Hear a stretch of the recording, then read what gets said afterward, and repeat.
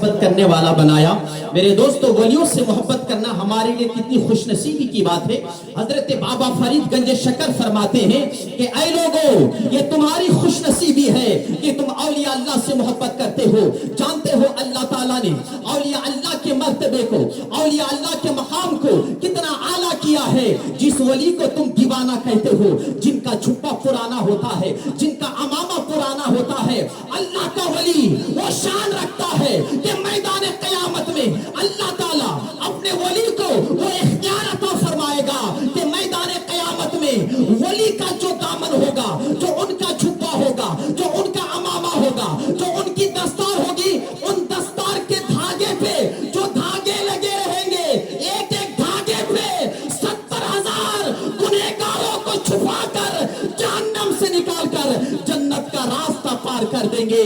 जभी तो बरेली के आला हजरत इमाम इश्क व मोहब्बत पुकार कर कहने लगे, तेरे गुलामों का नक्शे कदम है राह खुदा, वो क्या बहक सके जो ये सुराग लेके चले। अजीजान मिल्लत इस्लामिया, अब सुन्नियों में आपसे कहना चाहता हूँ, औलिया अल्लाह की मोहब्बत चादर चढ़ाने पे नहीं है, औलिया अल्लाह की मोहब्बत सिर्फ गुलदस्ता पेश करने पे नहीं है। अरे औलिया अल्लाह का किरदार आज हम भूल गए। आज हम अपने बच्चों को चादर के बारे में बता तो रहे हैं, अपनी औलाद को फूलों के गुलदस्ता के बारे में बचा रहे हैं। मैं आपको कहना चाहता हूँ, अगर आज आप अपने मजहब को बचाना चाहते हो, अपनी सुन्नियत को बचाना चाहते हो, आज का ये सड़ा हुआ वहबड़ा हमें गाली देता है कि सुन्नी शिर्क करता है।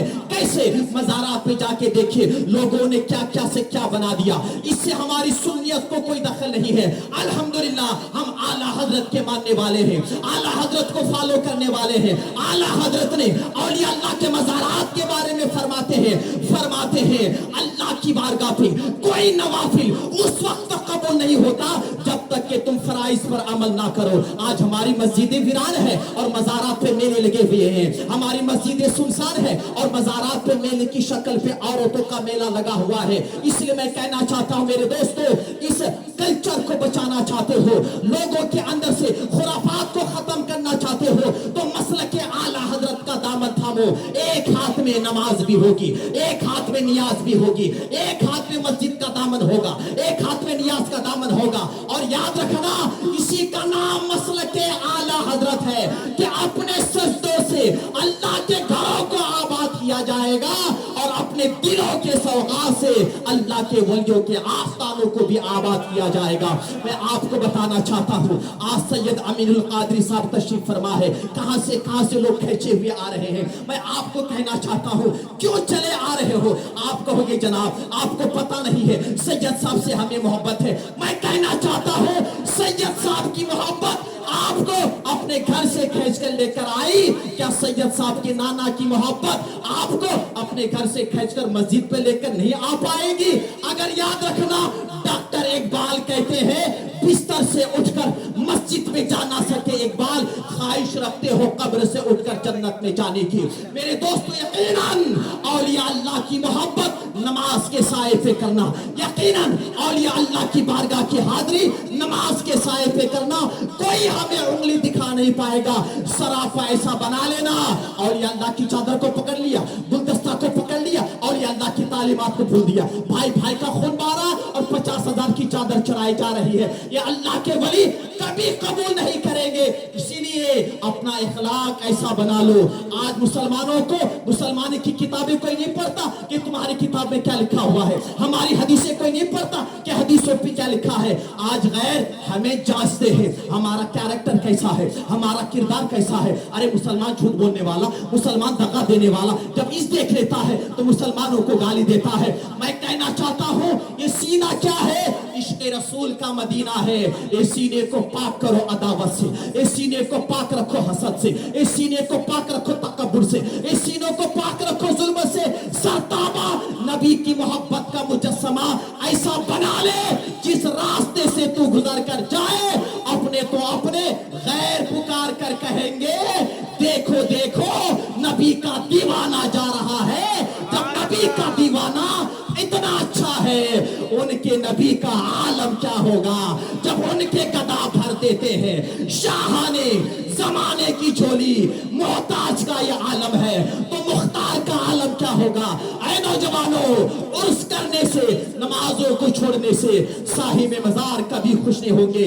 یہ جو خرافات آج لوگوں نے نکال لیا ہے، یاد رکھے، قوم کو بچاؤ، سنیت کو بچاؤ، ایسا بن جاؤ کہ میرا پیر تاج الشریعہ کہتے ہیں زندگی یہ نہیں ہے کسی کے لیے، زندگی ہے نبی کی، نبی کے لیے۔ السلام علیکم ورحمۃ اللہ وبرکاتہ۔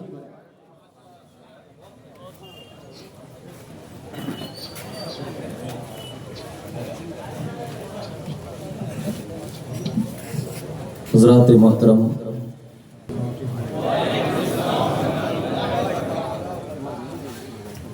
الحمدللہ رب العالمین والعاقبۃ للمتقین والصلاة والسلام علی سید الانبیاء والمرسلین وعلی آلہ واصحابہ الطیبین الطاہرین، اما بعد، فاعوذ باللہ من الشیطان الرجیم، بسم اللہ الرحمن الرحیم۔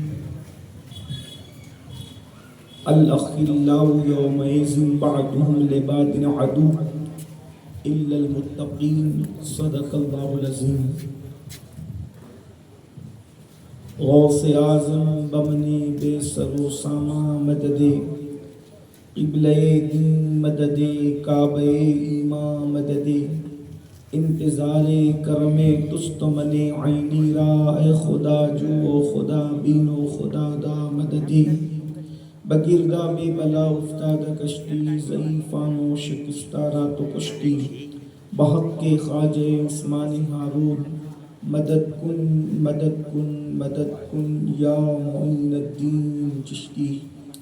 انتظار مہ کامل ہے یا غوث، تیرا قطرہ یم ساحل ہے یا غوث، کوئی سالک ہو یا واصل ہے یا غوث، کوئی سالک ہو یا واصل ہے یا غوث، وہ کچھ بھی ہے تیرا سائل ہے یا غوث۔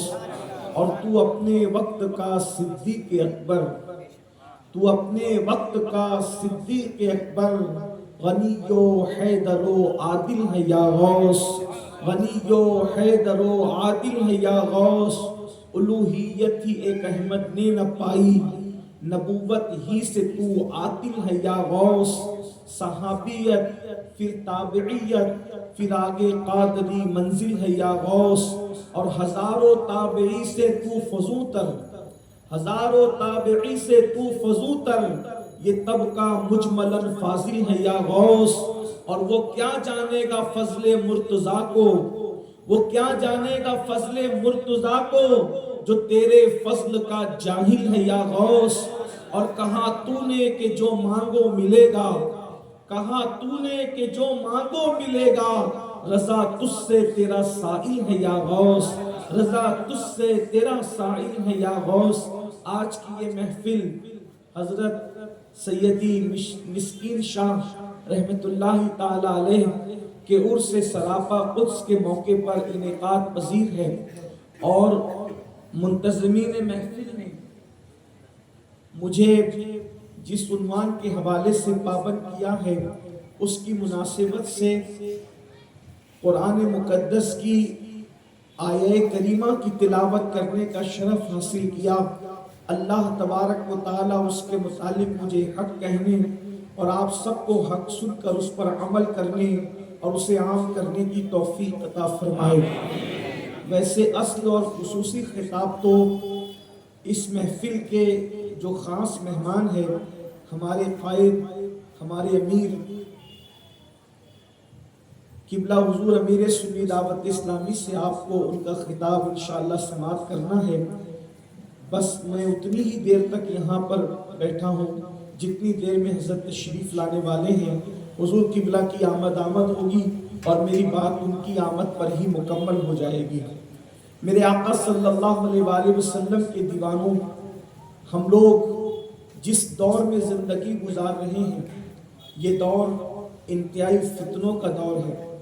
شاید اسی دور کے لیے زبان رسالت پاک صلی اللہ علیہ وآلہ وسلم سے یہ بات نکلی تھی کہ میری امت پر فتنے ایسے آئیں گے جیسے کالی رات میں سیاہ بادل چھا جاتے ہیں اور اس کے بعد جیسی زور کی برسات ہوتی ہے، ایسے میری امت میں فتنوں کا ظہور ہوگا۔ لوگ صبح اس حال میں کریں گے کہ مومن ہوں گے اور شام ہوتے ہوتے وہ اسلام سے نکل جائیں گے، شام اس حال میں کریں گے کہ وہ مومن ہوں گے اور صبح ہوتے ہوتے وہ دین سے نکل جائیں گے۔ کتنے لوگ ہیں اس دنیا میں جو کلمہ بھی پڑھتے ہیں لیکن ان کا تعلق دین سے کتنا ہے، ان کا تعلق مذہب سے کتنا ہے، ان کا تعلق مسلک سے کتنا ہے۔ لوگ طرح طرح کی بولیاں بولتے ہیں، لوگ اپنی مرضی سے قرآن مقدس کی آیتوں کی تفسیر و تشریح کرتے ہیں، لوگ اپنی طبیعت کے مطابق احادیث رسول کی تشریح کرتے ہیں۔ اللہ اکبر، خود بھی گمراہ ہوتے ہیں، اوروں کو بھی گمراہ کرتے ہیں۔ اسی طرح سے کئی ایک فتنوں میں ایک فتنہ یہ بھی ہے، آج پوری کوشش کی جا رہی ہے کہ ولیوں سے امت مسلمہ کو دور کیا جائے، اولیاء اللہ سے امت مسلمہ کو دور کیا جائے، اور ایک فکر دی جاتی ہے، یاد رکھنا باطل جب بھی کوئی گفتگو کرتا ہے تو اس کا ظاہر بڑا خوبصورت ہوتا ہے لیکن اس کا باطن انتہائی گھنونا ہوتا ہے۔ اللہ اکبر، وقت کے خوارج نے جب قرون اولا کے اندر کہا تھا ان الحکم الا للہ، کہ اللہ کے سوا کسی کا حکم نہیں ہے اور جو کسی کو حکم بنائے وہ کافر ہو جاتا ہے، ان کا جو ہے نعرہ تو ظاہر کے اعتبار سے بڑا خوبصورت تھا لیکن اس کے پس پردہ وہ مولائے کائنات سید السادات سیدنا علی مرتضیٰ پر کفر کا فتویٰ دیتے تھے۔ اندازہ فرمائیں نعرے کا ظاہر کتنا خوبصورت تھا اور اس کے پیچھے مقصد کتنا خطرناک تھا۔ اللہ اکبر، اس دور کے خوارج نے بھی یہی کیا تھا اور عصر حاضر کے خوارج بھی انہی کے نقش قدم پر چلتے ہوئے نعرہ تو خوبصورت ہے، پس پردہ پوری امت پر کفر کی مشین گن چلانے کی ناپاک سازش ہے۔ اور یہ کہا جاتا ہے اللہ کے ہوتے ہوئے اللہ کے ولی کے آستانے پر جانے کی ضرورت کیا ہے، ولیوں کے قریب جانے کی ضرورت کیا ہے، ان سے رشتہ جوڑنے کی ضرورت کیا ہے؟ نادان، اللہ اکبر، اللہ ہی کا تو حکم ہے کہ اس کے ولیوں سے رشتہ جوڑا جائے، اس کے ولیوں سے رشتہ قائم کیا جائے۔ لوگ کہتے ہیں ولی کیا کام آ سکتے ہیں؟ ایک بات پہلے میں آپ سے کہوں، بات یہ کہی جاتی ہے کہ جو اپنی ناک پر سے مکھی نہ ہٹا سکے وہ تمہاری کیا مدد کر سکتے ہیں؟ اللہ اکبر، اور پھر قرآن کی آیتیں پڑھی جاتی ہے۔ ایک بات میں آپ سے پوچھنا چاہتا ہوں، جو انسان قبر میں چلا جائے اس کی ناک پر مکھی کیسے بیٹھ سکتی ہے؟ میرا سوال آپ سے یہ ہے، لوگ جب یہ کہتے ہیں کہ ولی اپنی ناک پر سے مکھی نہیں ہٹا سکتا تو وہ تمہاری کیا مدد کر سکتا ہے؟ آپ سے پوچھنا چاہتا ہوں، قرآن کا اسلوب اپنا اسلوب ہے۔ اللہ اکبر، ارے جب غالب اقبال کے کلام کا کوئی جواب دنیا نہیں لا پا رہی ہے، ادبی دنیا، تو پھر جب مخلوق کے کلام کا یہ عالم ہے تو خالق کے کلام کی شان کا عالم کیا ہوگا؟ اللہ اکبر، لوگ جو ہے وہ باتیں کرتے ہیں کہ ولی ناک پر بیٹھی مکھی نہیں ہٹا سکتا، تمہاری کیا مدد کر سکتا ہے؟ ہم نے کہا کوئی ایسی ولی کو بتا دو جو قبر میں سو رہا اس کی ناک پر مکھی بیٹھی ہو۔ پھر قرآن کس کو کہہ رہا ہے؟ ارے جس کی ناک پر مکھی بیٹھی قرآن اس کو کہہ رہا ہے۔ تو قرآن نے یہ بات کہی کس کے لیے؟ قرآن نے یہ بات بتوں کے لیے کہی کہ ان بتوں کی ناکوں پر مکھیاں بیٹھی ہیں، یہ مکھی نہیں ہٹا سکتے، تمہاری مدد کیا کر سکتے ہیں؟ جو آیتیں بتوں کے لیے پڑھی گئی ہے قرآن مقدس نے بتوں کے لیے بیان کی ہے۔ جھوٹے مکار اور قذاب قسم کے خوارج زمانہ وہ اولیاء اللہ پہ چسپا کرتے ہیں اور یہ بدترین خلق ہے، یہ بدترین مخلوق ہے۔ حدیث پاک میں آیا ہے کہ اللہ اکبر، بتوں کی آیتوں کو اللہ کے ولیوں پر مشرکین کی مذمت میں نازل شدہ آیتوں کو مومنین پر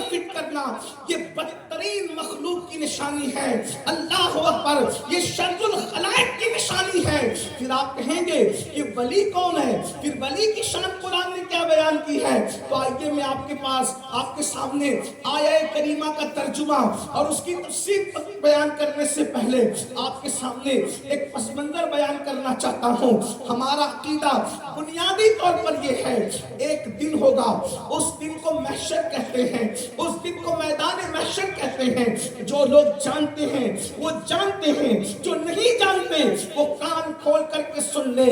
میدان محشر اس کو کہتے ہیں جب لوگوں کی زبان پر نفسی نفسی ہوگا، میدان محشر اس کو کہتے ہیں۔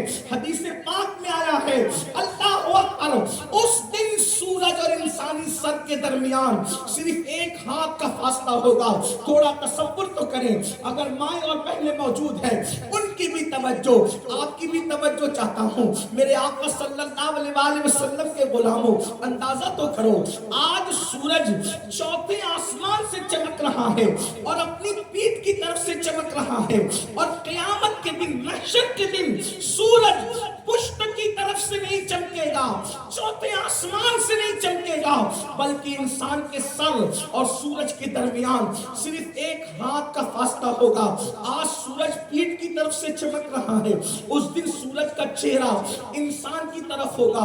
ذرا اندازہ تو کرو، مئی کی اور جون کی اور اپریل کے مہینے کی گرمی جب سورج کی تپش اور حرارت کی بنیاد پر ہم سے برداشت نہیں ہوتی، تو محشر کی گرمی کا عالم کیا ہوگا۔ حدیث پاک میں آتا ہے لوگوں کے سروں میں بھیجے ایسے کھولتے ہوں گے جیسے چولہے پہ رکھی ہوئی ہانڈی کے اندر پانی کھولا کرتا ہے۔ دوسری حدیث پاک کا مفہوم ہے کان سے بھیجے بہ رہے ہوں گے، ناک سے بھیجے بہ رہے ہوں گے۔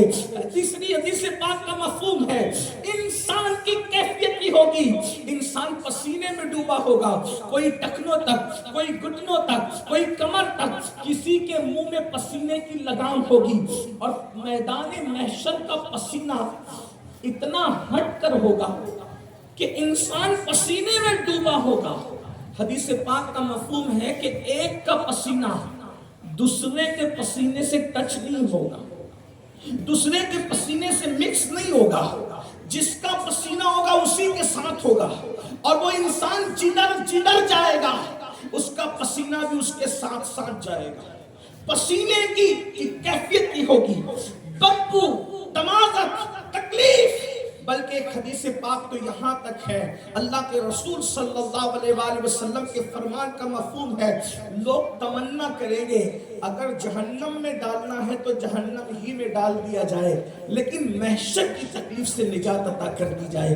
لوگوں کی کیفیت یہ ہوگی، اس دن کوئی ماں اپنے بیٹے کی پرسان حال نہیں ہوگی، کوئی بیٹا اپنے ماں باپ کی طرف نہیں دیکھتا ہوگا، رشتہ داریاں ٹوٹ جائے گی، ماں بچوں کو نہ پہچانے گی، بچے ماں کو نہیں پہچانیں گے، خون کے رشتے حرف غلط کی طرح مٹ جائیں گے، نہ کوئی دوست کو جانے گا، نہ کوئی کسی کو پہچانے گا۔ میرے امام کہتے ہیں ان کے سوا رضا کوئی حامی نہیں جہاں، گزرا کرے پسر پہ پدر کو خبر نہ ہو، باپ بیٹے پہ کیا گزر رہی ہے باپ کو نہیں پتا ہوگا، باپ پہ کیا گزر رہی ہے بیٹے کو نہیں پتا ہوگا، اور کسی کو پتا بھی چل جائے تو کوئی کسی کا مددگار نہ ہوگا، بلکہ یہاں تک فرمایا گیا اللہ اکبر، مائیں تمنا کرے گی، مائیں کہ کاش ہمارے بچوں کو ہمارے بدلے جہنم میں ڈال کے ہمیں جہنم سے نجات عطا کر دی جائے۔ وہاں یہ حال ہوگی، محبت نام کی کوئی چیز نہیں ہوگی، پیار نام کی کوئی چیز نہیں ہوگی۔ اب آپ اندازہ فرمائیں اس ماحول میں کون کس کو پیار کرے گا، کون کس کو چاہے گا۔ اب آئیے قرآن اس ماحول کی بات کرتا ہے، اس ماحول میں قرآن کیا کہتا ہے، ہوگا کیا؟ قرآن کہتا ہے اس ماحول کا حال یہ ہے، اللہ پاک اس دن اتنا غضب کا اظہار کرے گا، نہ اس سے پہلے اتنا غضب کا اظہار اللہ نے کیا، نہ اس کے بعد پھر اتنے غضب کا اظہار کیا جائے گا۔ اس دن جلال کی کیفیت قرآن بیان کرتا ہے، یوم یقوم الروح والملائکہ صفا لا یتکلمون الا من اذن۔ اس دن خدا قہار و جبار کی شان یہ ہوگی کہ جبریل امین کے ساتھ سارے ملائکہ صف صف اللہ کی ہیبت سے کانپ رہے ہیں، جبریل بھی کانپتے ہوں گے اور سارے ملائکہ کانپتے ہوں گے۔ کون ہے یہ جبریل اور ملائکہ جن کو معصوم کہتے ہیں؟ یہ معصوم لوگ ہیں، معصوم. اور جبریل تو فرشتوں میں وہ ہے جس نے ہر نبی کی بارگاہ میں حاضری کی، جس کو یہ شرف ہے کہ انہوں نے ہر نبی کی زیارت کی. حضرت آدم سے لے کر جان آدم تک انہوں نے سب کو دیکھا، اور جان آدم مصطفیٰ جان رحمت کو تو بار بار ہر بار دیکھا. اللہ اکبر. سیدنا جبریل امین کے متعلق قرآن کہتا ہے سورۃ النبا، آپ پڑھتے سنتے رہتے ہیں، یوم یقوم الروح والملائکہ صفا لا یتکلمون الا من اذن. ان کو کلام کرنے کی بھی ہمت اور جرأت نہیں ہوگی الا من اذن. لیکن یہ بھی قرآن کا اعجاز ہے. قرآن کہتا ہے کوئی کلام نہیں کرے گا الا مگر اللہ. یہ اللہ بتا رہا ہے کہ کوئی تو کرے گا. حق ہے بے شک. قرآن اللہ من اذن، کون کرے گا؟ وہ کرے گا خدا جن کو اجازت عطا کرے. خدا جن کو اذن عطا کرے. پتا چلا جب سب تھر تھر کانپتے ہوں گے تو اللہ کسی کو جو ہے وہ الگ صف میں کھڑا کر رہا ہے، اللہ کسی کو نکال بھی رہا ہے، اللہ کسی کی شان بھی بیان کر رہا ہے. تو پتا چلا جب اللہ بھی اللہ کہہ رہا ہے تو آپ کو ایک لکڑی سے سب کو ہانکنے کی ضرورت نہیں ہے. اللہ تعالیٰ نے کسی کو تو کسی کی شان کی طرف اشارہ کیا نا. تو یہ کون لوگ ہیں جن کے لیے اللہ کہا گیا ہے؟ یہ کون لوگ ہیں؟ تو قرآن دوسرے مقام پر کہتا ہے الاخلاء یومئذ بعضهم لبعض عدو. وہ دن ایسا ہوگا جس دن تمہارے کٹر دوست، کٹر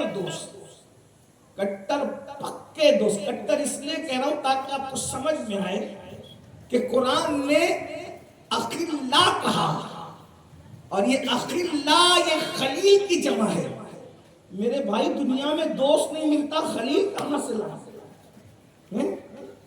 دنیا میں دوست نہیں ملتا، خلیل. دوست اور خلیل میں فرق کیا ہے؟ دوست اور خلیل میں فرق یہ ہے دوست تو بہت ہو سکتے ہیں لیکن خلیل کوئی ہوتا ہے.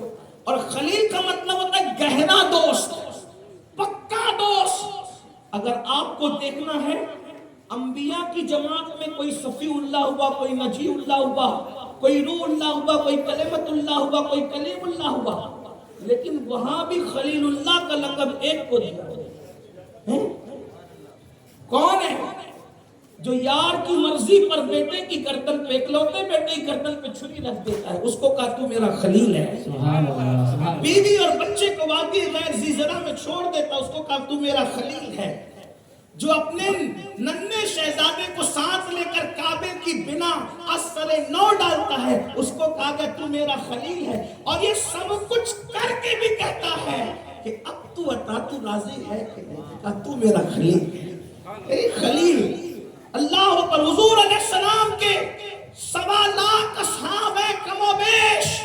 میرے آقا نے ان میں فرمایا اگر میں کسی کو خلیل بناتا تو ابو قحافہ کے بیٹے ابو بکر صدیق کو خلیل بناتا. سبحان اللہ سبحان اللہ. بے شک وہاں بھی خلیل ایک ہی ہے، وہاں بھی خلیل کا تذکرہ ایک ہی حیثیت سے ہے. تو خلیل کہتے ہیں پکے دوست کو، پکا دوست. اور قرآن کیا کہہ رہا ہے؟ اخلاء. قیامت کے دن جو تمہارے پکے دوست ہیں. صرف دوست کسے کہتے ہیں؟ حضرت انس بن مالک کہتے ہیں دوست تو اسلام میں اس کو کہتے ہیں کہ کسی کے کندھے پہ ہاتھ رکھ کے کہے چل، کندھے پہ ہاتھ رکھ کے کہا چل، اور پوچھے کدھر. حضرت انس بن مالک کہتے ہیں وہ دوست نہیں ہو سکتے.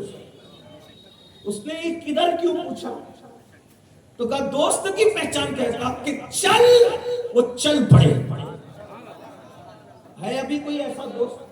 اب تو چائے پانی والے لوگ ہیں، اب تو خود غرضی ہے، دوستی ہوتی ہے. گویا کہ دوستی تم سے نہیں تمہارے مال سے ہے.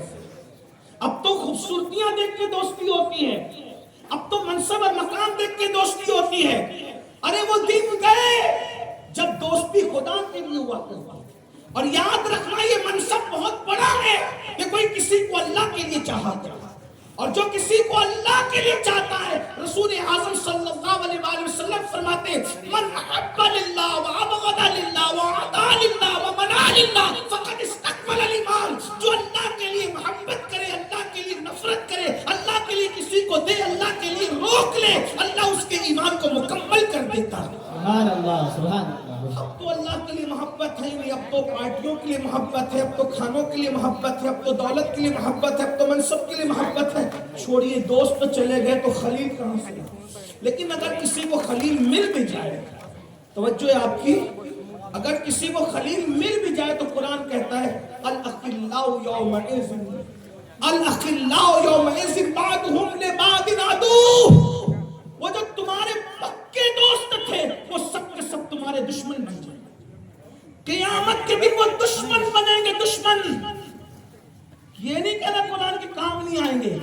ایک ہوتا ہے کسی کا کام نہ آنا, اور ایک ہوتا ہے دشمن بن جانا. پکے دوست تو دشمن بن جائیں گے.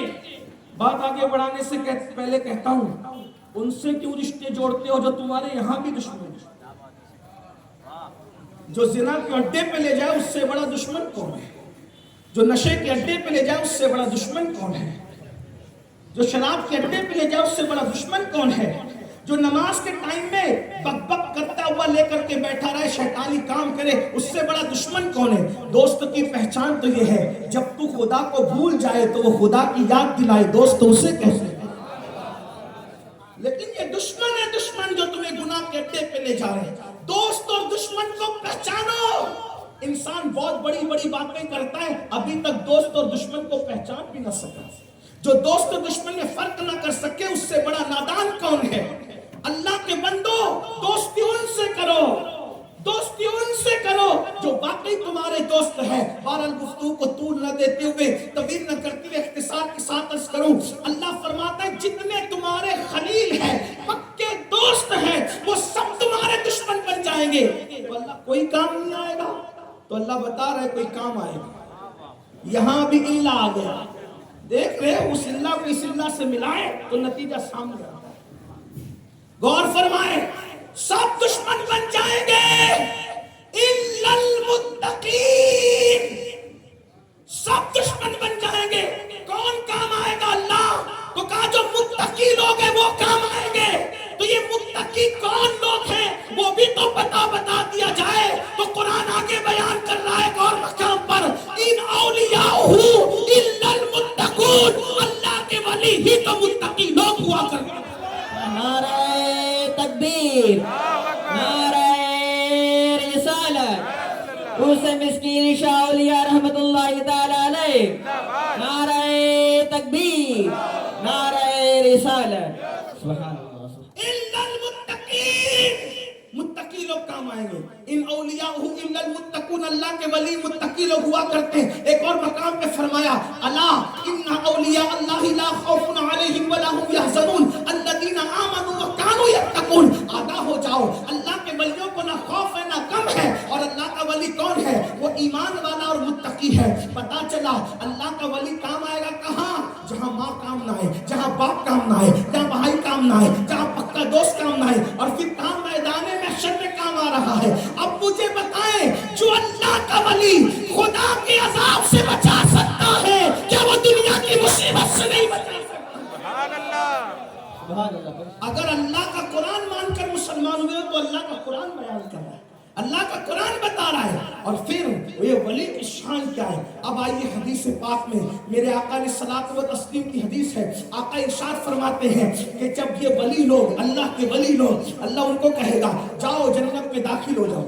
اللہ تو جن کو فرمائے گا وہ سب جنت میں جائیں گے, ولی لوگ نہیں جائیں گے, وہ رک جائیں گے. عرض کریں گے مولا ہم تو جنت میں جاتے ہیں, ہمارے ماننے والوں کا کیا, ہم سے محبت کرنے والوں کا کیا؟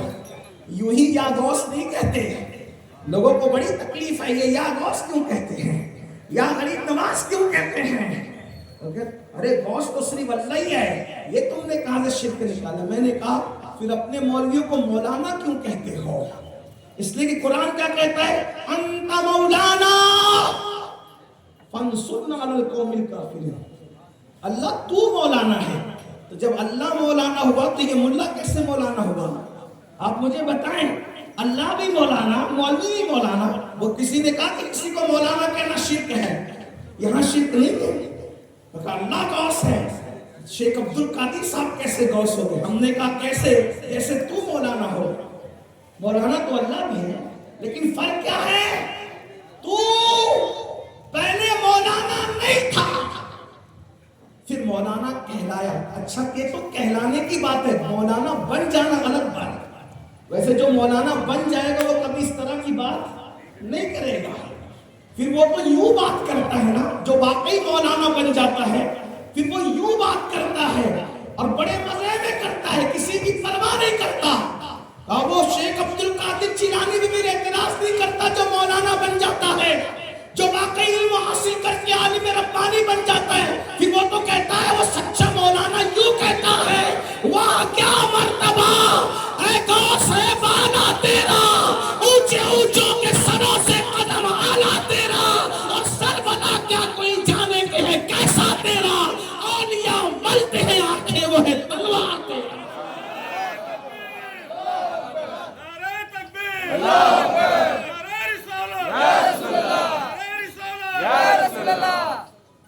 تو اللہ بھی مولانا، اللہ کو کسی نے بنایا نہیں، وہ اس کا مولانا ہونا ذاتی صفت ہے، اور آپ کا مولانا ہونا یہ عطا سے ہے۔ تو جب آپ عطا سے مولانا ہو سکتے ہیں تو میرا بغداد کا شہنشاہ بھی اللہ کی عطا سے غوث اعظم ہو سکتا ہے۔ ذاتی عطائی کا فرق اتنا بڑا ہے، میں اس کی ابھی یہاں پر وضاحت نہیں کرتا، ورنہ میں اپنے عنوان سے ہٹوں گا، مگر یہ بات ضرور کہنا چاہتا ہوں۔ دراصل معاملہ یہ ہے کہ میری قوم کو علم نہیں ہے، اس لیے لوگ بک بک کرتے ہیں اور آپ چپ رہتے ہیں، کبھی کبھی گمراہ ہو جاتے ہیں۔ دیکھیں علم ہونا، ایک بات آئی، ابھی میں اولیاء اللہ کی شان بیان کرنے لگا ہوں، آگے بڑھوں گا، لیکن ایک بات آئی، علم ہونا، علم تو علم کی برکتیں بہت ہیں۔ جو مسئلہ علم نہ ہونے کی وجہ سے ہمالیہ پہاڑ کی طرح لگتا ہے، جب وہ علم ہوتا ہے تو وہ آپ کو پھول کی پنکھڑی کی طرح بہت آسان سا لگنے لگتا ہے۔ علم اگر ہوتا، لوگ کہتے ہیں جیومیٹری بڑا مشکل ہے، اس کے لیے مشکل ہے جس کو جیومیٹری آتی ہے، اور جس کو آتی ہوتے کہتے ہیں سب سے پیارا سبجیکٹ جیومیٹری ہے۔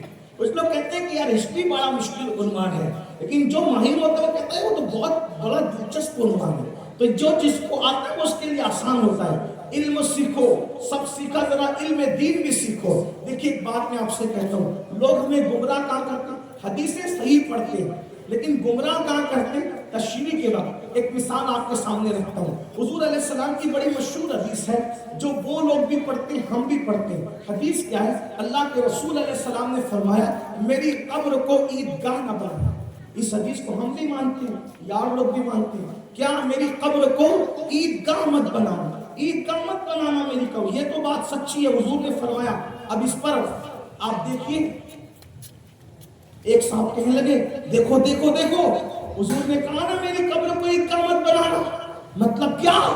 بولے جیسے عیدگاہ میں بھیڑ کرتے ہو، میلہ لگاتے ہو، اور جا کر کے سب اکٹھا جمع ہوتے ہو، بھیڑ لگاتے ہو، ہزاروں لاکھوں میں جمع ہوتے ہو، حضور کی مزار پہ ایسے بھیڑ نہیں لگانا، حضور نے منع فرمایا۔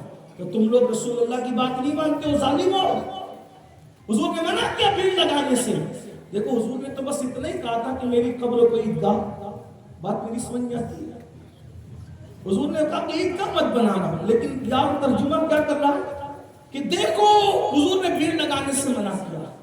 اگر یہ بات تھی تو پھر اس کا کیا ہوگا؟ من زار قبری وجبت لہ شفاعت۔ اگر یہ بات تھی تو اس کا کیا ہوگا کہ اگر تم سے ہو سکے تو مدینے میں مرو، جو مدینے میں مرے گا میں اس کی شفاعت کروں گا۔ اس کا کیا ہوگا کہ جس نے بعد وصال میرے مزار پہ حاضری دی، ایسا ہی ہے کہ گویا کہ عالم ظاہری میں جب میں ظاہری حیات میں تھا اس وقت اس نے میری زیارت کی حاضری دی۔ تو دوسری حدیثوں کا قتل ہو رہا ہے، یہ منمانی ترجمے سے، تشریح سے، تو کافر کیا مطلب؟ لیکن جب کوئی بریلی کے تاجدار کا غلام اس حدیث پہ پہنچتا ہے، غوث و خواجہ کا غلام اس حدیث پہ پہنچتا ہے، تو وہ کہتے ہیں بات تو سچی ہے، بات ہے کیا؟ آقا نے فرمایا میری قبر کو عیدگاہ نہ بنانا۔ مطلب کیا؟ کوئی کتنا بھی نیک ہو، تہجد گزار ہو، عالم ہو، قاری ہو، مفتی ہو، میں خود ایک عیدگاہ کا امام ہوں، لیکن جس عیدگاہ پہ میں نماز پڑھانے جاتا ہوں تو میں بھی اس میں تیسری بار کبھی میرا جانا نہیں ہوتا سال میں، کیونکہ عیدگاہ پر لوگ کتنی بار جاتے ہیں؟ بولو کتنی بار جاتے ہیں؟ کتنی بار جاتے ہیں؟ امام بھی بیچارہ کتنی بار جاتا ہے سال میں؟ 2 ہی بار جاتا ہے، کوئی تیسری بار کوئی جاتا ہے؟ بولے جاتا ہے؟ نہیں۔ آقا کیا فرما رہے ہیں؟ میری قبر کو عیدگاہ مت بنانا، جیسے عیدگاہ پہ سال میں 2 بار عید اور بقرعید پہ جاتے ہو، ایسے 2 بار مت آنا، جب موقع ملا کرے تب آ جایا کرنا، کیونکہ من زارا قبری وجبت لہ سبحان اللہ، بہت خوب۔ غور فرمائے۔ یہ خبر میں بھیڑ لگانے کے لیے لگا، میں نے کہا یہ تشریح تو آپ کی ہے جناب، ورنہ حضور علیہ السلام تو بلا رہے ہیں، اور میرے امام پھر اس کو کیوں بیان کرتے ہیں؟ کون بلا رہا ہے؟ حضور بلا رہے ہیں، اور حضور ہی صرف نہیں بلا رہے، اللہ بھیج رہا ہے۔ وَلَوْ أَنَّهُمْ إِذْ ظَلَمُوا أَنفُسَهُمْ جَاءُوكَ، اگر تم اپنی جانوں پہ ظلم کرو تو میرے محبوب کی بارگاہ میں پہنچ جایا کرو۔ اور پھر میرے امام اس کو یوں بیان کرتے ہیں، مجرم بلائے آئے ہیں، جاؤک ہے گواہ، پھر رد ہو کر یہ شان کریموں کے در کی ہے، اور ان کی شان یہ ہے کہ مانگیں گے، مانگے جائیں گے، منہ مانگی پائیں گے، سرکار میں نہ داہے نہ حاجت اگر کی ہے، منتا کا ہاتھ اٹھتے ہی داتا کی دین تھی، تیری قبول عرض میں بس ہاتھ بھر کی۔ نعرہ تکبیر، آنکھیں بند ہے، پھیلی ہے چھولیاں، کتنے مزے کی بھیک تیرے پاک در کی ہے، اور مومن ہوں، مومنوں پہ رؤوف الرحیم ہو، سائل ہوں سائلوں کو خوشی دان در کی۔ سبحان اللہ۔ اندازہ فرمائے تو اللہ کا ولی میدان محشر میں کام آئے گا، کون کہہ رہے؟ قرآن کہہ رہے۔ اللہ کے رسول علیہ السلام فرماتے ہیں کہ اللہ پاک ارشاد، حدیث پاک کا مفہوم ہے، ارشاد فرمائے گا تم جنت میں جاؤ، سب لوگ جائیں گے، ولی لوگ کہیں گے مولا ہمارے ماننے والوں کا کیا، ہم سے محبت کرنے والوں کا کیا؟ اللہ فرمائے گا جو تم سے دنیا میں پیار کرتا تھا ان کا ہاتھ پکڑو اور ان کو بھی اپنے ساتھ جنت میں لے جاؤ۔ امام یوسف نبہانی رحمت اللہ تعالیٰ علیہ لکھ رہے ہیں، فرماتے ہیں کہ جب وہ اولیاء اللہ ہاتھ پکڑیں گے اپنے محبت کرنے والوں کا، اور جب لے کر جائیں گے تو اتنی بڑی تعداد میں لے کر جائیں گے کہ جنت کا دروازہ چر چر کرنے لگے گا، اس سے چرچرانے کی آواز آئے گی، اس شان سے اللہ والے ہاتھ پکڑ کر لے جائیں گے۔ اب پتہ چلا ولیوں کی محبت کا صلہ کیا ہے، اور پھر اتنی بڑی بات کہی، جو دنیا میں جس سے محبت کرتا تھا جنت میں بھی اس کے ساتھ رکھا جائے گا۔ سنیوں کیا مقدر لائے ہو، آپ نے تو عشاء کے وضو سے 40 سال تک عشاء کے وضو سے 40 سال تک فجر کی نماز نہیں پڑھی، لیکن اگر غوث اعظم سے سچی محبت کی ہے اور عشاء کے وضو سے عشاء ہی پڑھ لی اور فجر کے وضو سے فجر ہی پڑھ لی، آپ نے اتنا بڑا کام نہیں کیا، لیکن محبت غوث اعظم سچی ہے، اور آپ عشاء سے عشاء پڑھتے، فجر سے فجر پڑھتے، رات کو سو جاتے، آپ رات بھر نہیں جگتے نمازیں پڑھتے تھے، لیکن غوث پاک سے محبت کی ہے، تو میرے آقا فرما رہے ہیں جس سے محبت کرو گے جنت میں اس کے ساتھ رکھے جاؤ گے۔ اس کا مطلب یہ ہے کہ جنت میں کوئی غوث اعظم کے ساتھ ہوگا، کوئی غریب نواز کے ساتھ ہوگا، کوئی صابر کلیر کے ساتھ ہوگا، کوئی مخدوم اشرف کے ساتھ ہوگا، کوئی مسکین شاہ کے ساتھ ہوگا، کوئی اللہ اور ابو علی شاہ قلندر کے ساتھ ہوگا، کوئی وارث دیوا کے ساتھ ہوگا، کوئی شاہ برکت اللہ کے ساتھ ہوگا، کوئی امام اہل سنت کے ساتھ ہوگا۔ بلکہ یہ کہہ دوں ارے یہ سب شاخ حضور کے ساتھ ہوں گے تو ان سے عشق کرنے والے بھی حضور کے قدموں میں رہیں گے۔ کیا نصیب ہے، محبت کیا مقام عطا کرتی ہے۔ تو مگر یہ بات کا رونا تو سبھی روتے ہیں، میں بھی تھوڑا سا روں۔ غوث پاک تو وہ جنہوں نے 40 سال تک عشاء کے وضو سے فجر پڑھی، اور غوث پاک کے قادری غلام کا حال یہ کہ وہ عشاء کے وضو سے عشاء بھی نہیں پڑھتا، فجر کے وضو سے فجر بھی نہیں پڑھتا، اور اس کو پتہ نہیں کس نے پٹی پڑھا دی کہ کچھ بھی کرو جنت میں جاؤ گے۔ اچھی طرح یاد رکھا، مرید کیسے کچھ بھی کر کے جنت میں جا سکتا ہے، جبکہ رسول اللہ نے اپنے خاندان کے لوگوں سے کہا۔ دیکھیں مرید ہونا الگ بات ہے اور خاندان کا ہونا، یہ مرید لوگ کہہ رہے ہیں کہ جوا کھیلیں گے چونکہ پھر بھی غوث پاک کا دامن پکڑا تو جنت ہی ملے گی، زنا کے اڈوں پہ جائیں گے تو بھی جنت ہی ملنا ہے، یہ سوچ بن گئی ہے، سود کے دھندے کریں گے تو بھی جنت ہی ملنا ہے۔ لوگ رحمت للعالمین کی رحمت کو تو یاد رکھے ہیں، وہ غیور العالمین کی غیرت کو کیوں بھول گئے ہیں؟ کیا لوگ بھول گئے؟ ایک جنازہ آتا ہے، اللہ کے رسول فرماتے ہیں میں اس کا جنازہ نہیں پڑھاتا، تم میں سے کوئی پڑھا دے۔ یا رسول اللہ آپ کیوں نہیں پڑھاتے؟ ہمارے ماں باپ آپ پہ قربان، کہا اس کا قرضہ اس پر باقی ہے، جس پہ قرضہ باقی ہو میں اس کا جنازہ نہیں پڑھاؤں گا۔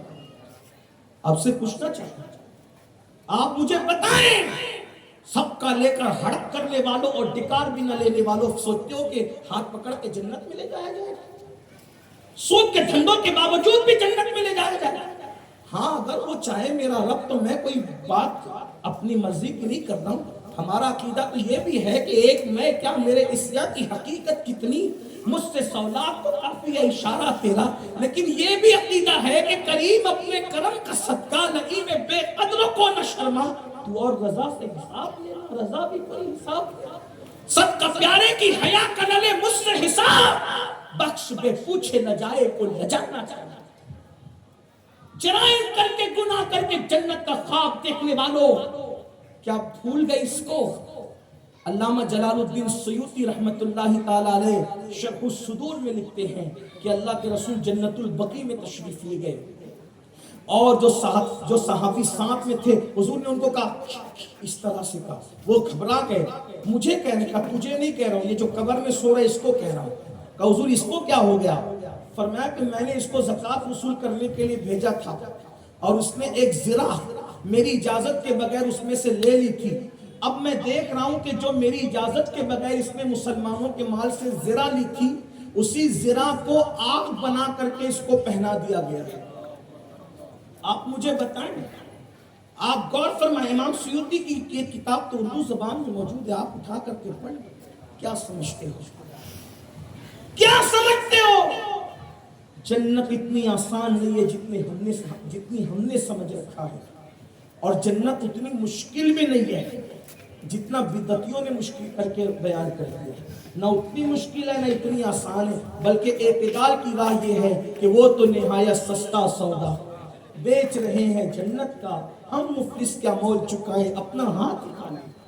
اعتدال کی راہ یہ ہے، نہ اتنی مشکل کہ انہوں نے بیان کیا، نہ اتنی آسان کہ ہم جو بیان کر رہے ہیں اتنی آسان نہیں، مگر یاد رکھو اور اچھی طرح یاد رکھو، ہم مرید ہو کر کے کہتے ہیں کچھ بھی کرو جنت میں جائیں گے۔ اللہ کے رسول نے اپنے خاندان کے لوگوں سے فرمایا، اور خاندان میں بھی ان سے فرمایا جو حضور علیہ السلام کے ظاہری زمانے میں حضور کا رخ انور دیکھتے تھے، حضور کے پیچھے نمازیں پڑھتے تھے، اللہ اکبر، اللہ کے رسول علیہ السلام کے ساتھ اٹھتے بیٹھتے تھے، فرمایا اے بنو ہاشم عمل کرنا، عمل ارشاد فرمایا میرے آقا علیہ السلام نے اپنے خاندان کے لوگوں سے عمل کرنا، عمل فرمایا ایسا نہ ہو کہ لوگ عمل لے کر آئیں اور تم صرف نسب لے کر آؤ۔ پھر فرمایا جس کو عمل پیچھے کرے گا اس کو نسب آگے نہیں کر سکتا۔ اللہ اکبر، یہ میرے آقا علیہ السلام نے فرمایا ایسا نہ ہو کہ لوگ عمل لائیں اور تم صرف نسب لاؤ۔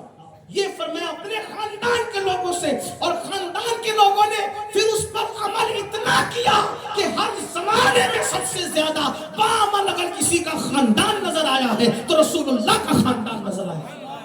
آپ دیکھ لو، پھر اس کے بعد آپ دیکھ سکتے ہیں پوری رات تک اگر ایک سجدے میں پوری رات گزارنے والی کوئی خاتون کسی کے گھر میں نظر آتی ہے تو وہ کسی اور کے گھر میں نہیں، پھر وہ رسول اللہ کے گھر میں سیدہ فاطمہ الزہرا کی شکل میں نظر آتی ہے کہ ایک ایک سجدے میں پوری رات گزار دیتی تھی۔ اور پھر فجر سے لے کر ظہر تک مصلی پر کھڑے ہو کر کے رونے والی کوئی خاتون اگر کہیں نظر آتی تھی تو وہ حضور کے گھر میں اماں عائشہ صدیقہ کی شکل میں نظر آتی تھی کہ جب وہ اتنا روتی تھی فجر سے ظہر تک مصلی پر اللہ کی خشیت میں کہ اللہ اکبر، جب ان کے دوپٹے کو کو نچوڑا جاتا تھا تو ایسا لگتا تھا جیسے دوپٹہ دھو کر کے نچوڑا جا رہا ہے، حالانکہ وہ پانی نہیں، سیدہ عائشہ پاک کے آنسو ہوا کرتے تھے۔ کون؟ سیدہ عائشہ صدیقہ، جس کے بستر پہ قرآن آتا ہے۔ کائنات میں کسی عورت کو یہ شرف حاصل نہیں کہ جس کے بستر پہ قرآن آئے، وہ کائنات میں تنہا سیدہ طیبہ طاہرہ مفتی چار ملت سیدہ عائشہ صدیقہ ہے۔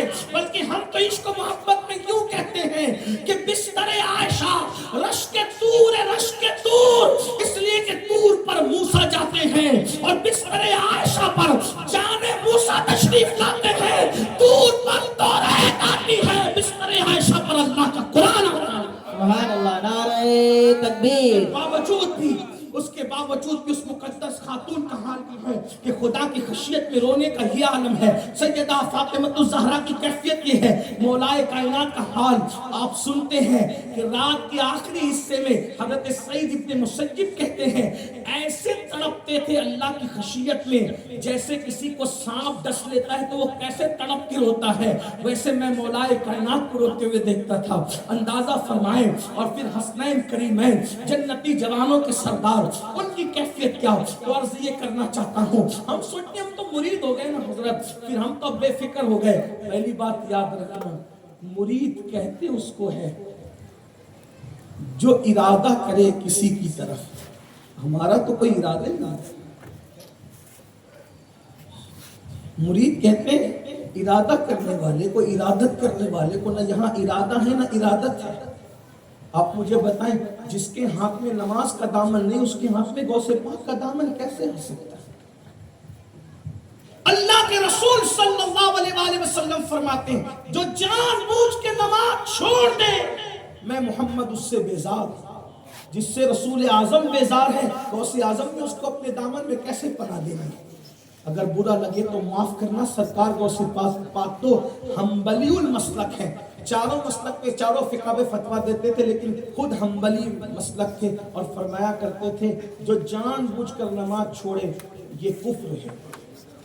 سرکار غوث پاک کا فتویٰ یہ تھا، جان بوجھ کے نماز چھوڑنا کفر ہے۔ یہی فتویٰ مولائے کائنات بھی دیتے، فتاوی رضویہ اٹھا کے پڑھو، مسلک اعلیٰ حضرت کا نعرہ لگاتے ہیں۔ امام اہل سنت میں مسلک نقل کرتے ہوئے سیدنا فاروق اعظم، سیدنا مولا علی، عبداللہ ابن عباس، ان بزرگوں کے اقوال نقل کیے کہ یہ نماز چھوڑنے کو کفر جانتے ہیں۔ اللہ کے رسول علیہ السلام کی حدیث ہے من ترک الصلاۃ متعمدا فقد کفر، جس نے جان بوجھ کے نماز چھوڑی وہ کفر کی حد کو پہنچ گیا۔ کفر کی حد کو پہنچ گیا، یہ تو ترجمانی حدیث کی، اگر اصل ترجمہ کرے تو فقط کفر کا ترجمہ کیا ہوتا ہے؟ لیکن چونکہ ہم لوگ حنفی المسلک ہے اس لیے ہم بے نمازی کو ڈائریکٹ کافر نہیں کہتے، مگر این وہی پر ہو رہا ہے۔ ہمارے امام الائمہ، سراج الامہ، کاشف الغمہ، سیدنا نعمان بن ثابت، امام اعظم ابو حنیفہ فرماتے ہیں جو نماز میں سستی کرتا ہے مجھے ڈر ہے جب مرے گا تو کافر ہو کر مرے گا۔ اور ہمارے امام اہل سنت سیدی اعلیٰ حضرت فتاوی رضویہ شریف میں لکھتے ہیں جو اذان سن کر اذان کا جواب نہ دے، کتنی باریک سی بات ہے، حدیث کی روشنی میں لکھا، جو اذان سن کر اذان کا جواب نہ دے، دنیا کی باتوں میں مصروف رہے، ڈر ہے کہ مرے گا تو کافر ہو کے مرے گا۔ اندازہ فرمائے اگر اذان سن کر اذان کا جواب نہ دے، دنیا کی باتوں میں مصروف رہے تو ڈر ہے کہ مرے گا تو کافر ہو کر مرے گا۔ اللہ اکبر، مجھے بتائیں جو مسجد نہیں پہنچتا، جو فجر کی نماز میں سوتا پڑا رہتا ہے اور نمازوں کے اوقات میں گیم لوگ کھیلتے ہیں، میری بہنیں بھی موجود ہیں، بڑی معذرت کے ساتھ آج عورتوں کو گیم کھیلنے کے لیے تو وقت ہے، سیریل کے لیے تو وقت ہے، فلموں کے لیے تو وقت ہے، بے پردہ بازاروں میں گھومنے کے لیے تو وقت ہے، لیکن نمازوں کے لیے وقت نہیں ہے۔ اور سن لو، اللہ کے رسول صلی اللہ علیہ وآلہ وسلم ارشاد فرماتے ہیں کہ جو جان بوجھ کر نماز چھوڑ دے مجھ محمد کا قیامت کے دن اس کے ساتھ کوئی وعدہ نہیں ہے۔ جو جان بوجھ کے نماز چھوڑ دے اللہ اس سے اپنی امان کی چادر ہٹا لیتا ہے۔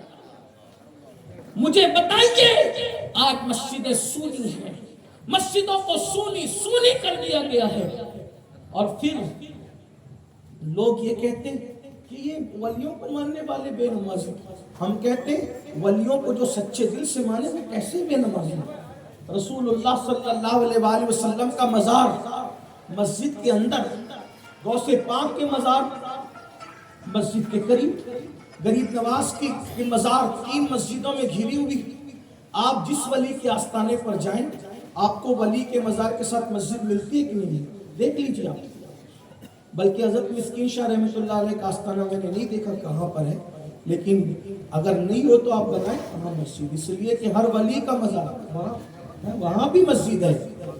کیا ولی کیا پیغام دے رہے ہیں؟ ہمارے پاس آنا ہے تو ادھر ہو کر ادھر آنا. اور ہم لوگ مسجدوں کو ترک کریں، چھوڑ دیں. یاد رکھنا جب تک مسلمان مسجدوں کے قریب رہا کبھی مسلمان کسی کے آگے بھیک نہیں مانگتا. شاہ جہاں کے دور میں برطانوی حکومت نے ہندوستان کا سروے کرایا. یہ تاریخ ہے، مورخ نے کہا تک انصاف کیا مجھے نہیں پتا، لیکن یہ ہندوستان کی تاریخ ہے، خوبصورت تاریخ ہے. برطانوی حکومت نے ہندوستان کا سروے کرایا شاہ جہاں کی حکومت میں کہ جاؤ ذرا دیکھو کہ ہندوستان میں چلتا کیا ہے. تو جب وہ سب کچھ چیک کر کے واپس پلٹے تو انہوں نے کہا ہم نے 2 چیزیں بڑی حیرت انگیز دیکھی کہ ہم نے چوری کی واردات وہاں پر ہوتے ہوئے نہیں دیکھی. ہوتی تھی یا نہیں ہوتی تھی ہمیں نہیں پتا، لیکن انہوں نے یہ رپورٹ دی کہ ہم نے چوری کی واردات وہاں ہوتے ہوئے نہیں دیکھا اور ہم نے روڈ پر کسی کو بھیک مانگتے نہیں دیکھا. کب تک؟ جب تک بادشاہ بھی تہجد پڑھتا تھا. آپ کے یہاں نہ چور ہوتے تھے نہ بھکاری ہوتے تھے. اب تو حال یہ کہ تھوڑی سی چربی چڑھتی ہے تو انسان کو مذہب سے بو آنے لگتا ہے. مذہبی لوگوں کو حقارت کی نظر سے دیکھتے ہیں اور پھر سوچتے ہیں کہ ہمارا کیا مذہب سے. یاد رکھنا مذہب وہاں تک لے جاتا ہے جہاں تک دنیا کی کوئی دولت نہیں مل جاتی. یہ مذہب ہی ہے جس نے نمک اور کافور میں فرق نہ کرنے والی قوم کو، عرب کے بوریا نشینوں کو کیسر و کسرا کا تاجدار بنایا تھا. یہ مذہب کی برکت ہے جس نے اتنی بلندی پر لوگوں کو پہنچایا تھا کہ اس بلندی کا تصور مذہب کو چھوڑ کر نہیں کیا جا سکتا. اور آج ہم مذہب سے دور ہو گئے، مذہب سے بیزار ہو گئے. تو آئیے میں اپنی بات کو لے کر کے دوسری طرف، جو آپ نے مجھے اصل عنوان ولی مدد کرتا ہے. اب ولی ہوتا کون ہے؟ اب گفتگو کا دوسرا رخ، ولی ہوتا کون؟ کسی اور سے پوچھیں گے تو آپ کو بھی برا لگے گا، مجھے بھی اچھا نہیں لگے گا. آئیے جو ولایت بانٹتا اسی سے پوچھ لیں کہ ولی ہوتا کون؟ سید الاولیاء، قطب الاقطاب، غیاث الکونین، غوث العالم، غوث العظم شیخ عبد القادر جیلانی رضی اللہ تعالیٰ فرماتے انسان اس وقت تک ولی نہیں بنتا جب تک اس کے اندر 12 صفات پیدا نہ ہو جائے. یعنی یہ نصاب ولایت سمجھ لیا. ولی کون ہوتا ہے؟ آج کل تو ہر دنگے دھڑنگے کو لوگ ولی کہتے ہیں، جس کے ہاتھوں میں 5-5 10-10 انگوٹھیاں ہوگی. آپ لوگ یہ کہتے ہیں، یہ مولوی لوگ آخر میں اسی طرف آتے ہیں، اللہ والوں کی مذمت کرتے ہیں. آپ سے پوچھتا ہوں کیا محبوب الہی اللہ والے نہ تھے؟ آپ مجھے بتائیں، محبوب الہی اللہ والے نہ تھے؟ ان کے ہاتھ میں کبھی کسی نے 10 انگوٹھیاں دیکھی؟ ان کے ہاتھ میں کبھی کڑے دیکھے گئے؟ ان کے گلوں میں کبھی زنجیریں دیکھی گئی؟ ان کو ننگے سر گھومتے ہوئے دیکھا گیا؟ جب مرید ہوئے تو بابا فرید سے عرض کیا کہ بابا صاحب میں نے تو عالم بن گیا ہوں، آگے پڑھائی جاری کرنا ہے یا آپ کی خدمت کرنا ہے، دونوں میں کیا کروں؟ تو کہا بیٹا ابھی بھی پڑھو، آگے پڑھو، بھی پڑھتے رہو، پڑھنے کی زندگی. اور جب محبوب الہی سے کسی نے کہا کہ حضرت امیر خلد آپ کے بڑے چہیتے ہیں، ان کو خلافت دے دو، تو اس کو بولو کہ پہلے جا کر عالم بنے، جب عالم بنے گا تب اسے خلافت دی جائے گی. یہ محبوب الہی کا انداز ہے. اسی لیے آپ دیکھیں محبوب الہی کا کوئی خلیفہ آپ کو غیر عالم نظر نہیں ہے. یعنی عالم سے مراد جو عام طور پر لوگ عرف کے اعتبار سے کہتے وہ نہیں، بلکہ وہ عالم جو علم جانتا ہے. مثال کے طور پہ میں اکثر لوگوں کو کہتا ہوں کہ ہمارے مرشدوں میں مرشد امیر عبد الواحد بلگرامی رحمۃ اللہ علیہ، انہوں نے فرمایا کہ اللہ کبھی کسی غیر عالم کو ولایت نہیں دیتی، غیر عالم کبھی ولی نہیں بنتی. تو لوگ اس پہ لوگ جھگڑتے ہیں کہ کیسے نہیں بنتا، وہ فلاں تو مدرسہ ہی نہیں گئے وہ بنے. میں کہتا ہوں آپ سمجھے نہیں بات. ارے جب تو جاہل کو اپنی بیٹی نہیں دیتا، جب تیرے گھر کسی بیٹی کا رشتہ آتا ہے تو بولتا ہے نا بچہ کہاں تک پڑھا ہوا ہے، کرتا کیا ہے؟ ایسے ہی ہے کہ نہیں ہے؟ تو جب آپ لوگ اپنی بیٹی کسی جاہل کو نہیں دیتے تو اللہ اپنی ولایت کسی جاہل کو کیسے دیتا ہے؟ تو وہ عالم ہی کو دیتا ہے. مگر بس بات اتنی ہے کہ بعض عالم وہ ہوتے ہیں جو کتابوں سے پڑھ لیتے ہیں اور بعض وہ ہوتے ہیں کہ جو کسی کی نگاہوں سے پڑھ لیتے ہیں. لیکن اللہ پڑھے لکھوں کو ہی دیتا ہے. اور یہ بھی یاد رکھنا، ہر پڑھا لکھا عالم ولی نہیں ہوتا، لیکن ہر ولی عالم ہوا کرتا ہے. پھر چاہے کبھی کبھی ایسا ہو جاتا ہے کہ اس کا مرشد، اس کا مربی اس پہ نظر ڈال کر کے اس کو علوم کے پیمانے پلا دیتا ہے. بلکہ کسی کہنے والے نے کہا ہے تو نے پی کتابوں سے، میں نے پی نگاہوں سے، فرق ہے بہت باعث تیرے میرے پینے میں. جب حضرت شمس تبریز سے ملاقات ہوئی عارف رومی کی تو بہت بڑے عالم تھے، لیکن شمس تبریز جیسے مجذوب اور اس دیوانے کا علم دیکھ کر عارف رومی کو کہنا پڑا 7 کتابوں 7 ورق در نار کن دل بجانب دل بدستے جانب دلدار کن. اور مولوی ہرگز نشد مولائے روم تا غلام شمس تبریزی نشد. تو یہ دندس انگوٹھیاں، یہ کالے پیلے کپڑے، عجیب رنگ ڈھنگ، قبرستانوں میں بیٹھ کر گانجا پینا، چرس پینا. اور میری قوم کہتی یہی ولی لوگ ہیں جو انکار کرنے پہ وہ غوث پاک غریب نواز کوئی ولی نہیں مانتے، اور جو ماننے پہ تو ہر ننگے دھڑنگے کو مان لیا. بھئی ولایت کا کوئی معیار ہے. حضور غوث پاک شیخ عبد القادر جیلانی فرماتے 12 صفتیں جب تک پیدا نہ ہو انسان ولی نہیں بنتا. اب 12 صفتیں بیان کرتے ہیں، فرماتے ہیں اللہ. اب جلدی جلدی سن لے، بات سمیٹتا ہوں اس لیے کہ قبلہ قائد محترم کی آمد پر ہی میں گفتگو سمیٹ لوں گا. لیکن آپ توجہ فرمائیں، ولی کو پہچاننا ہے تو اس طرح پہچاننا ہے. آپ خو گرے حمد سے تھوڑا سا گلا بھی سن. آج کل تو ہم بعض لوگ گنجڑی چرسیوں کو بھی ولی مان لیتے ہیں، اور بعض لوگ تو صرف جبہ اور امامے کے پیج کی بنیاد پہ کہتے ہیں کہ یہ بھی ولی ہے. اتنے خوبصورت ہے جناب، یہ بھی ولی ہے. میرے بھائی سفید چمڑی میرا معیار ولایت نہیں ہے. معیار ولایت کوئی اور چیز ہے، وہ کوئی اور چیز. سفید چمڑیوں کی بات نہیں ہوئی. غوث پاک فرماتے 12 صفتیں، 2 صفتوں کا مظہر. اللہ اپنی 2 صفتوں کا مظہر بناتا ہے، صفت ستاری اور غفاری. اللہ کی جو صفت ہے اس کا مظہر اللہ اپنے اس بندے کو بناتا ہے. رسول اللہ کی وہ 2 صفتوں کا مظہر ہوتا ہے. حضور امت پر رفیق بھی ہے اور شفیق بھی ہے. کتنی صفتیں ہو گئی؟ آپ کو بولنا پڑے گا کیونکہ آپ کو بات سمجھنی نہیں سمجھنی مجھے نہیں پتا. کتنی صفتیں ہو گئی؟ اللہ کی 2 صفات، رسول اللہ کی 2 صفات، صدیق اکبر کی 2 صفات. وہ صادق بھی ہوتا ہے اور مصدق بھی ہوتا ہے. سیدنا فاروق اعظم کی 2 صفات، وہ امر بالمعروف کرتا ہے، نہیں یعنی منکر کرتا ہے، یعنی نیکی کا حکم دیتا ہے اور برائی سے روکتا ہے.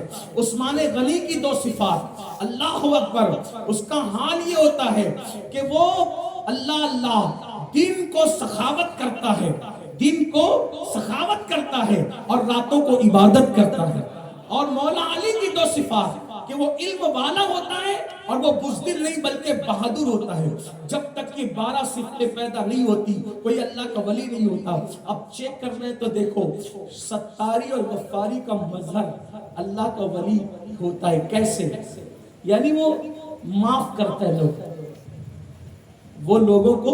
غفار کا مطلب ہے معاف کرنا، تو وہ عبد الغفار، سچا عبد الغفار ہوتا ہے، معاف کرتا ہے. وہ اپنی ذات کے لیے کسی سے بدلہ نہیں لیتا، وہ اپنی ذات کے لیے کسی سے لڑتا نہیں. صوفیہ کہتے ہیں ذات کے لیے لڑنا کتوں کا کام ہے، اللہ والے نہیں لڑا کرتے. اسی لیے آپ دیکھ لیں اہل ظاہر لڑتے ہوئے آپ کو نظر آئیں گے، واقعی جو اللہ والے ہیں آپ کو ذات کے لیے کبھی کسی سے لڑتے ہوئے نظر نہیں. ایک مرتبہ کسی بدبخت نے ایک ولی کا امتحان لینے کے لیے ایک لڑکی کو بھیجا کہ جا کر اس ولی کی بے عزتی کر، وہ تجھے پلٹ کے گندا جواب دے گا، ہم اس کی گردن اڑا دیں گے. ہلاکو اور چنگیز خان کے خاندان کا تھا. لڑکی کو بھیجا اسی بہانے سے مار ڈالیں گے. لڑکی گئی بدتمیزی سے کہا بابا میرے کتے کی دھوم اچھی ہے کہ تیری داڑھی اچھی. سوال کتنا کھٹا ہے. یہ اللہ والے ہوتے ہیں، ولی کو ایسے پہچان، ان کی شان ہوتی ہے. ذات کے لیے نہیں لڑتے، ذات کے لیے نہیں لڑتے. یہ لوگ اللہ کے لیے محبت کرتے ہیں، اللہ کے بندوں کو معاف کرتے ہیں۔ میری کتے کی دم اچھی ہے کہ تیری داڑھی اچھی ہے بابا بتا۔ وہ غوث پاک کے خاندان کے تھے، انہوں نے کہا بیٹی اگر میرا ایمان پر خاتمہ ہو گیا تو میری داڑھی اچھی ہے، اور اگر میرا ایمان پہ خاتمہ نہیں ہوا تو میری داڑھی سے اچھی تیرے کتے کی دم ہے، کیونکہ کتا تو مٹی ہو جائے گا، وہ جہنم میں نہیں جائے گا، لیکن جس کا ایمان پہ خاتمہ نہ ہو تو جہنم پہ جائے گا نا بیٹی۔ تو میری داڑھی سے اچھی پھر تیری کتے کی دم ہوگی اگر میرا ایمان پہ خاتمہ نہ ہوا، اور اگر ایمان پہ خاتمہ ہو انشاءاللہ تو پھر میری داڑھی تیرے کتے کی دم سے اچھی ہوگی۔ یہ جواب سن کر اتنا متاثر ہوا کہ وہی چنگیزیوں کے اسلام کے قریب آنے کا سبب بن گیا۔ یہ اللہ والے ایک بات آئیے معاف کرنے پر سن لیں، بہت پیاری سی بات۔ ایک بہت بڑے بزرگ گزرے ہیں بھاگلپور کی سرزمین میں، حضرت مولانا شہباز رحمت اللہ علیہ، نام سنا ہوگا بھاگلپور میں حضرت مولانا شہباز، یہ اپنی صدی کے مجدد پوری زندگی میں کبھی سراہی کا نام نہیں، بہت متقی تھے، سراہی کبھی نہیں بولا اپنی زبان سے۔ کسی نے پوچھا سراہی کا نام کیوں نہیں لیتے، تو کہا لوگ اس میں شراب رکھتے ہیں اس لیے اس کا نام نہیں لیا، جس میں شراب رکھی جاتی ہے اس برتن کا نام ہی زندگی بھر نہیں لیا۔ غور فرمائیں، جب اس برتن سے اتنی نفرت تھی تو شراب سے کتنی نفرت۔ یہ اللہ والے لوگ ہیں، یہ شریعت مطہرہ پر بڑی سختی سے قائم رہتے ہیں۔ اللہ اکبر۔ تو بہرحال اسی بزرگ کا واقعہ ہے، اللہ ایک مرید اپنے پیر کے پاس آیا، کیونکہ مرید لوگ بھی آج کل پھر ماشاءاللہ مرید ہے، کچھ کہوں گا تو آپ کا دل دکھے گا، میں دل دکھانا نہیں چاہتا، دل دکھانے نہیں، آپ ہم سے بہتر ہے، بس اتنا ہم جانتے ہیں، اتنا جانتے ہیں آپ ہم سے بہتر، باقی کچھ کہنا نہیں ہے۔ لیکن مرید لوگ کیا چاہتے ہیں کہ میں خود بھی ولی بنوں۔ ایک مرتبہ ہمارے مالیگاؤں میں ایک پیر صاحب آئے تھے، ایک بزرگ حاجی صاحب آئے، کہنے حضرت مجھے ولی بننا ہے۔ پیر صاحب تھوڑے چڑچڑے تھے، جلالی تھے، اس وقت 5 روپے بھی چلتے تھے، انہوں نے 5 روپے نکالے اور ہمارے مالیگاؤں کی زبان میں انہوں نے کہا کہ یہ 5 روپے رکھو اور کہیں ملا تو یہ تو تمہارے لیے بھی لے آنا، میرے لیے بھی لے آنا، ایسا کہا انہوں نے۔ ارے کوئی ولایت ایسے خریدنے کی چیز بات۔ تو پیر صاحب کے پاس مرید آیا اور آنے کے بعد کہتا ہے حضرت مجھے اسم اعظم چاہیے۔ اسم اعظم، اسم اعظم کیا ہوتا ہے؟ اسی کو پڑھتے پڑھتے فرشتے پلک کے جھپکتے آسمانوں پہ جاتے ہیں اور پلک کے جھپکتے زمین پہ آتے ہیں۔ اسم اعظم جس کو یاد ہوتا ہے وہ جو دعا کرتا ہے قبول ہوتی ہے، اسم اعظم پڑھتا ہے۔ اسم اعظم اگر مردے کو پڑھ کے دم کر دیا جائے تو مردہ زندہ ہو جاتا ہے، اسم اعظم پڑھ کے زندے کو گھور دیا جائے تو زندہ مر جائے۔ یعنی اسم اعظم پھر اسم اعظم، یعنی اللہ کا نام ایسا ہے، ایک نام اس کو اسم اعظم کہتے ہیں۔ اللہ رب العزت کے اسماء میں سے ایک جو بھی ہے اسم اعظم۔ تو اس نے کہا مجھے اسم اعظم سکھا دے، آپ کی توجہ میری طرف ہونی چاہیے، ہے توجہ، اسم اعظم مجھے سکھا دے۔ پیر صاحب نے کہا ٹھیک ہے۔ دیکھیں ایک بات آپ کو بتاؤں، کچھ چیزیں ایسی ہوتی ہیں جس کا تعلق سیکھنے سے نہیں ہوتا، جب انسان اس قابل بنتا ہے تو قدرت اس کو خود بخود عطا کر دیتی ہے، یا اللہ والے اس کو خود بخود دے دیتے ہیں۔ وہ مانگنے سے اس کا تعلق نہیں ہوتا، سیکھنے سے، یعنی یہ سمجھ لیں کہ وہ تھیوری نہیں ہے بلکہ وہ پریکٹیکل ہے۔ کچھ چیزیں ایسی ہیں، لیکن لوگ چکر میں پڑے رہتے ہیں کہ یہ آ جائے گا، وہ آ جائے گا، اسم اعظم آ جائے گا تو دفینہ نکال لیں گے، خزانہ کھود کھود کر نکالیں گے۔ یعنی وہ ایک بات بتاؤں، جس کے سینے میں دفینے کی محبت ہوگی اس کو اسم اعظم کب آنا ہے؟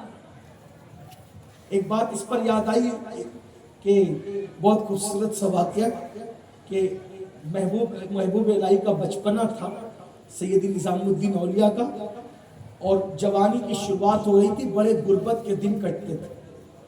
دوستوں نے کہا محمد احمد، آپ کا نام محمد تھا، والد کا نام احمد تھا، کہا محمد احمد ایک ایسا بندہ پتہ چلا ہے ہم کو، دلی کے مضافات میں رہتا ہے اور وہ سونا بنانا سکھاتا ہے، اگر تم ہمارے ساتھ چلو تو ہم تمہیں سونا بنانا، ہم بھی سیکھنے جا رہے ہیں، تمہیں بھی سکھا دیں گے۔ محبوب الہی نے بتایا اب جوانی میں تو دولت کا سب کو ہوئی کہ ضرورت تو سب کو ہے نا دولت کی، چل پڑے۔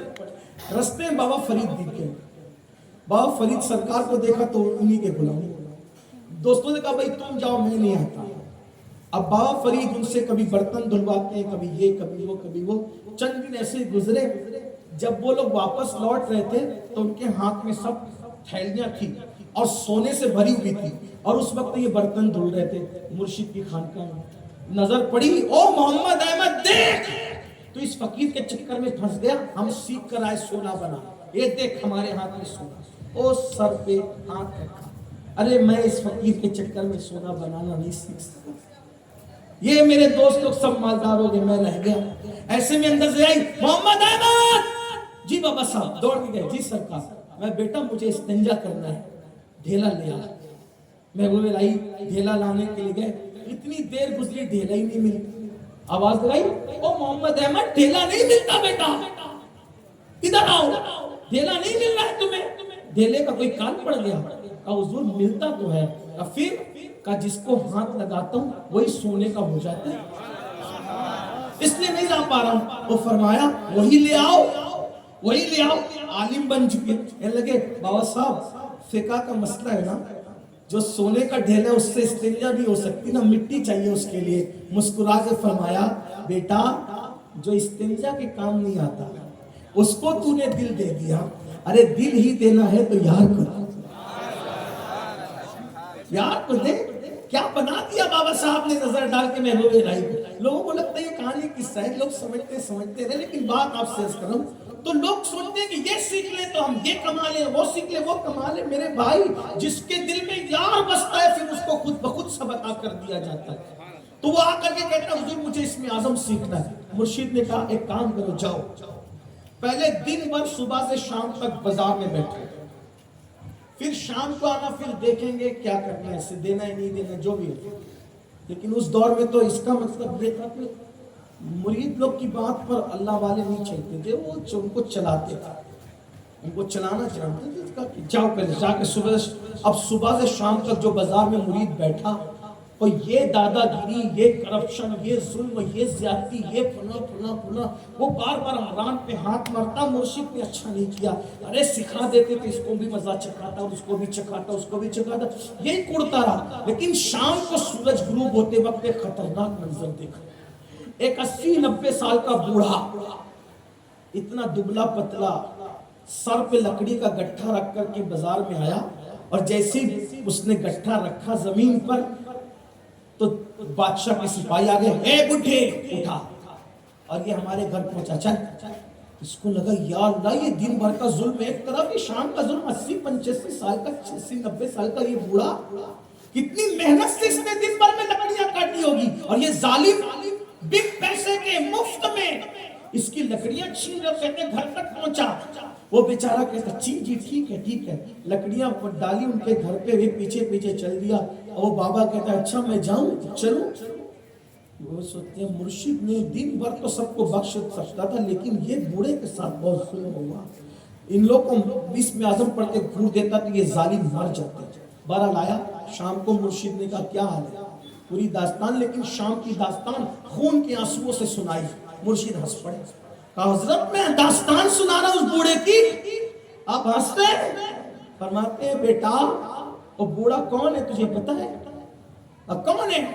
وہ اپنے شہر کا کتب ہے، اور اسی نے مجھے اسم اعظم سکھایا، اسی نے مجھے اسم اعظم. کہا حضرت جب وہ اس پہ ظلم ہو رہا تھا تو وہ کیوں پڑھ کے ان کو نہیں گھور دیتا؟ فرمایا بیٹا جب تک اپنی ذات کے لیے بدلہ لینے کا جذبہ موجود ہوتا ہے تب تک یہ منصب عطا نہیں کیے جاتے. یہ ہوتے ہیں اللہ والے. ڈھونڈیے جائیے، ڈھونڈیے، تلاش کیجئے، چراغ لے کر نہیں، سورج لے کر کے تلاش کیجئے. یہ معاف کرنے کا جذبہ کہاں ملے؟ یہ اللہ والے ہوتے ہیں. حضرت محبوب الہی کو بادشاہ نے دھمکی دی، جب میں واپس لوٹوں گا جنگ سے تجھے مار ڈالوں گا، تجھے قتل کر دوں گا. جا کر تیرے پیر سے کہہ دینا اس کو میں نظام الدین کو قتل کر دوں گا. محبوب الہی کے مرید نے کہا سرکار وہ جا رہا ہے فوج لے کر جنگ کرنے، اور دھمکی دے کے کہا کہ واپس لوٹوں گا تو مار ڈالوں گا، تیرے پیر کو قتل کر دوں گا. محبوب الہی نے مصلی بچھایا، نماز پڑھی اور ہاتھ اٹھا کے دعا کی، اللہ میرے دلی کے بادشاہ کو فتح و نصرت عطا کرنا. مریدوں نے کہا حضرت وہ جنگ میں جا رہے ہیں، آپ اس کی فتح کی دعا کر رہے ہیں. فرماتے بیٹا اس کا میرا ذاتی اختلاف ہے، کون مرے گا کون رہے گا یہ تو اللہ کی مرضی ہے، لیکن وہ جس مشن پہ جا رہا ہے وہ نہ اس کا ذاتی ہے نہ میرا ذاتی ہے، وہ تو اسلام کا مشن ہے، اس کی جیت اسلام کی جیت ہے، اس کی ہار مسلمانوں کی ہار ہے، اس لیے میں اس کے لیے دعا کر رہا ہوں۔ رہی بات کون بچے گا کون رہے گا، اللہ جسے زندگی دے گا وہ بچے گا۔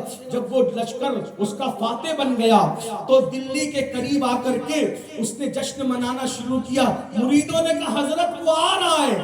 مرشد محبوب الہی کی زبان سے جملہ نکلا، آج بھی تاریخ میں موجود ہے، ہنوز دلی دور است، ابھی تو دلی دور ہے۔ ادھر جشن منایا جا رہا تھا، چھت زمین پہ گری، سب کے سب مر گئے اور بادشاہ ان کو مار نہ سکا، لیکن ذات کے لیے بددعا نہیں دی، ذات کے لیے بدلہ نہیں لیا۔ یہ سرکار بابا فرید الدین گنج شکر ہے۔ ایک مرتبہ یہ سرکار نصیر الدین کے بارے میں بھی ہے لیکن بابا فرید کے بارے میں بھی ہے۔ بابا فرید الدین گنج شکر کے پاس ایک مرید آتا ہے اور آ کر کہتا ہے سرکار میں لوہار ہوں، آپ کا مرید ہوں، یہ کینچی بنا کر کے لایا ہوں، قبول فرما لے۔ ہنس کے کہتے ہیں بیٹا کیا تو لوہار ہے تو صرف کینچی بناتا ہے، کیا تو سوئی وہی نہیں بناتا؟ ہاں حضور سوئی بناتا ہوں۔ کہا بیٹا ہم اللہ والے لوگ ہیں، ہمارے پاس کینچی نہ لایا کرو، سوئی لایا کرو، کینچی کی بات نہ کرو، سوئی کی بات کرو۔ کہا حضور کیوں؟ کہا سوئی ایک کو دو کر دیا کرتی ہے، کینچی ایک کو دو کر دیا کرتی ہے اور سوئی دو کو ایک کر دیا کرتا ہے۔ ہمارا کام بانٹنے اور کاٹنے کا نہیں ہے، ہمارا کام تو جوڑنے کا ہے۔ ہم اللہ والے جوڑنے کے لیے دنیا میں یہ اللہ والے ہوتے ہیں۔ آپ بتائیے آج بھائی سے بھائی کی نہیں بن رہی ہے، میاں بیوی کی آپس میں نہیں بن رہی ہے، ہاتھ میں تسبیح ہے، بغل میں مصلی ہے، وظیفے میں وظیفہ پڑھ رہا ہے، وظیفے یہ وظیفے سر کے اوپر بھی نہیں جا رہے ہیں۔ جو 3 دن تک اپنے بھائی سے بات بند کرے، آقا فرماتے ہیں نہ اس کے سجدے سر کے اوپر جاتے ہیں، نہ اس کی دعائیں سر کے اوپر جاتی ہے، نہ اس کی باتیں سر کے اوپر جاتی ہے۔ تو میرے آقا علیہ السلام کے پیارے دیوانوں، تو یہ اللہ والے ان میں صفت ستاری اور غفاری کے وہ مظہر۔ نعرہ تکبیر، تکبیر، نعرہ رسالت، نعرہ رسالت، علماء اہل سنت، علماء اہل سنت۔